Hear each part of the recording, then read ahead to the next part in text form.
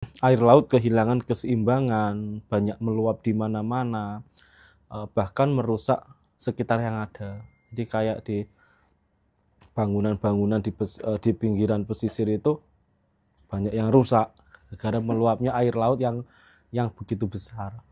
Kalau ada yang tanya terjadinya kapan? Ya bisa di tahun ini atau di tahun depan.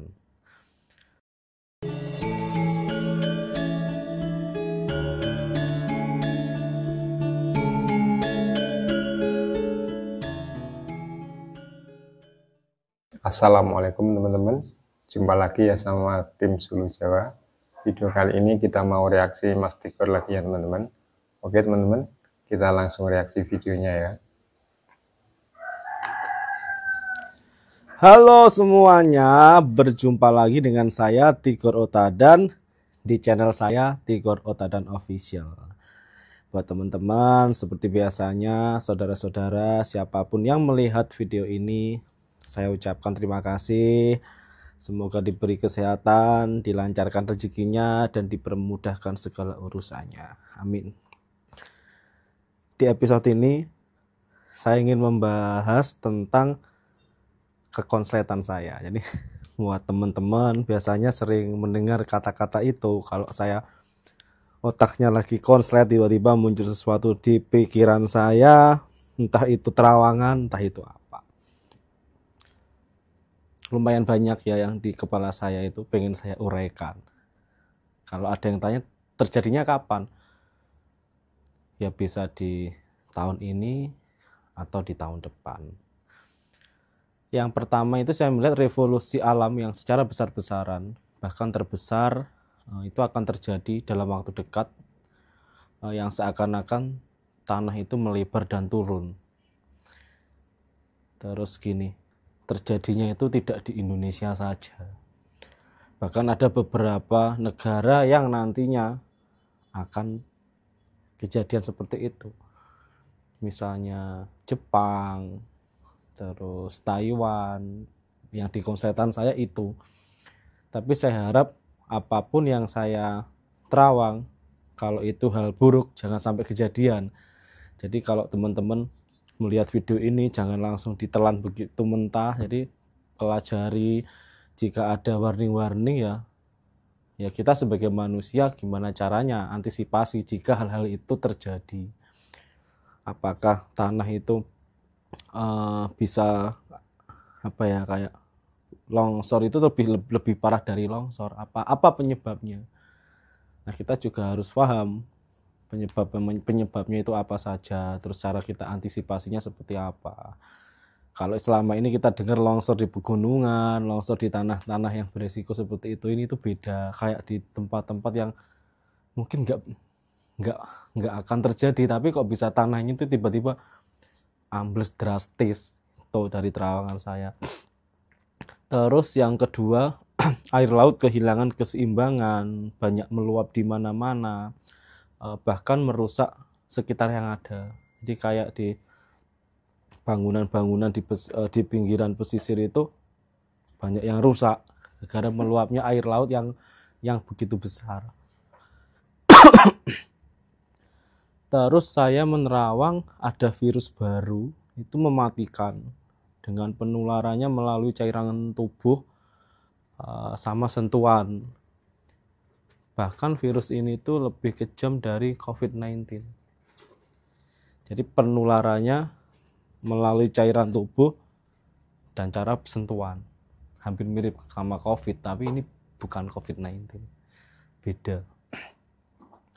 Terus saya melihat lagi bernuansa api, identik api, namun ini bukan kebakaran, melainkan keberanian menentang satu keadilan yang tidak memiliki buntut, bahkan itu ngambang. Jadi tidak ada kesimpulannya. Jadi kayak orang itu semakin berani, semakin tegas di situ menuntut sebuah keadilan yang tidak ada buntutnya. Apakah itu kasus lama atau kasus baru, ini yang saya kurang paham. Terus di terawangan saya yang kelima, ini clue ya. Jadi setiap kali saya menerawang saya tidak langsung to the point, ada clue, entah ini kalimat, entah ini benda, itu ada clue-nya. Yang kelima ini sunrise di atas Cipularang menjadi saksi jiwa-jiwa yang terenggut dalam sebuah tragedi beruntun. Kodenya ini 190 sama 121. Itu kode. Itu kode. Gak batuk karena cuacanya di bulan-bulan ini sangat tidak enak sekali. Terus terawangan saya yang nomor 6, target pasar luar negeri itu akan membuat kisruh di dalam negeri. Jadi kayak pasar dalam negeri ini akan merosot drastis diakibatkan dari target pasar luar negeri ini akan membuat kayak kisruh di dalam negeri ini gitu. Entah yang bisa menjadikan perubahan, saya kurang tahu apakah perubahannya ini menjadi lebih baik atau lebih buruk. Kalau lebih baik ya bersyukur, kalau yang menjadi lebih buruk ya kita yang harus waspada, harus mencari tahu ini kita harus ngapain, karena target pasar luar negeri ini merusak target pasar di dalam negeri ini. Terus yang ketujuh saya melihat gini, ini adalah zaman dimana Petruk jadi ratu. Jadi iki zaman Petruk jadi ratu. Kalau menurut kalimat-kalimat saya nanti dicerna sendiri ya, karena ini kan clue, ini sanepan. Cuma saya berharap jangan langsung ditelah mentah dan harus berakal sehat buat kalian yang mencerna kalimat saya. Ini adalah zaman dimana Petruk jadi ratu, rakyat biasa sing pengen jadi rojo. Jadi intinya Petruk itu rakyat biasa tapi kok pengen jadi rojo. Nanging setelah jadi rojo, nanging sakwise jadi rojo panggah pengen duweni kuasa. Jadi setelah Petruk ini pengen jadi ratu, setelah jadi ratu kok pengen tetap memiliki kewenangan, tetap memiliki kuasa. Terus saya melihat akan datang wanita muda yang tiba-tiba diberi kuasa tanpa memiliki senjata dan mahkota. Itu yang saya lihat. Seorang Petruk tadi yang awalnya orang biasa pengen memiliki kekuasaan, setelah memiliki kekuasaan masih kurang puas dan mendikte semuanya. Semua itu seakan-akan didikte dengan Petruk tadi. Tuh. Tidak hanya didikte saja, terus ada lagi sosok wanita yang tidak memiliki kemampuan, tidak mumpuni, tiba-tiba dimasukkan ke dalam sistem kekuasaannya. Itu nanti ada. Tuh ada suara wiu-wiu di rumah saya. Itu yang saya lihat dari 1 sampai 7.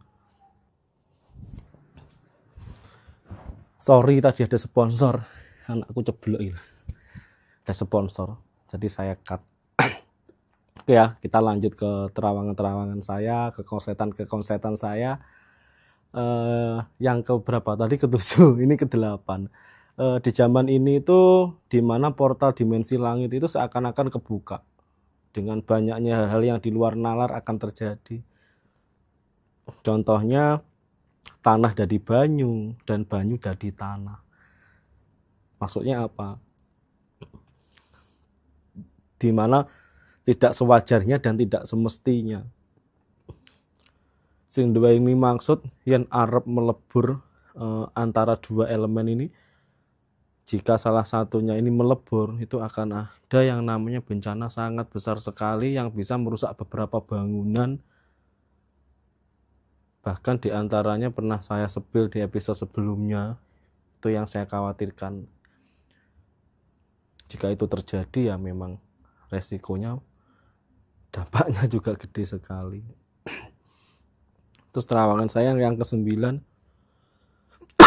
sang raja baru ini akan resah.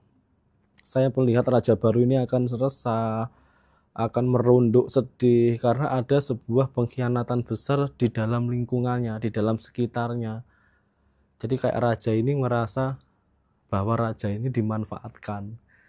Ibarat kata wong Jawa ngarani nabok nilai tangan. tato. Jadi banyak kok nanti yang kedepannya ini akan keungkap pelan-pelan. Bahkan sang raja ini lebih kebuka. Wah, ternyata seperti ini. Itu terawangan saya. Itu terawangan saya yang ke-10, ada yang patah dan ujung pulau ini akan hilang.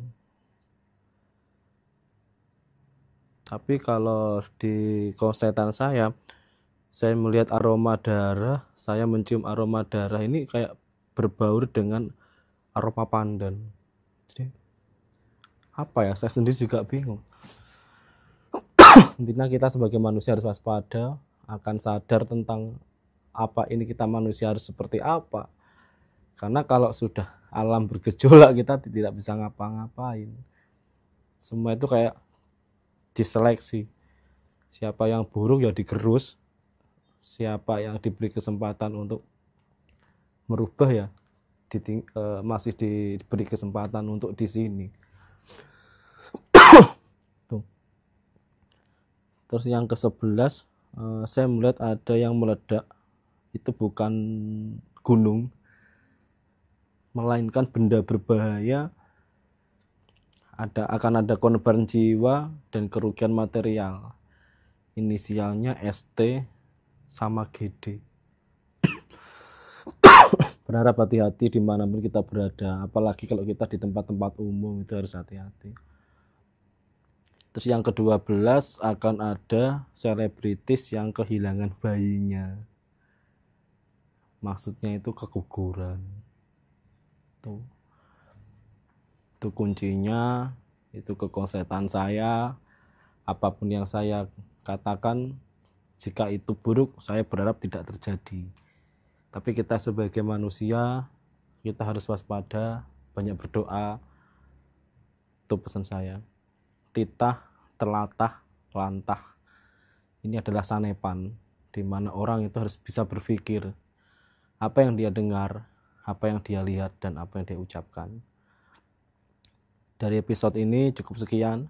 Saya Tigor Otadan, mohon undur diri. Jika ada salah kata, saya mohon maaf. Kita sharing, kita belajar. Saya pun juga belum tentu membenarkan apa yang saya katakan ini benar. Kita sharing. Jika ada yang berpendapat lain ya silahkan, monggo. Sampai ketemu di channel saya selanjutnya. Di episode saya selanjutnya di channel saya Tigor Otadan Official. Jangan lupa klik tombol subscribe-nya. Matur suwun, salam rahayu, sehat selalu. Amin.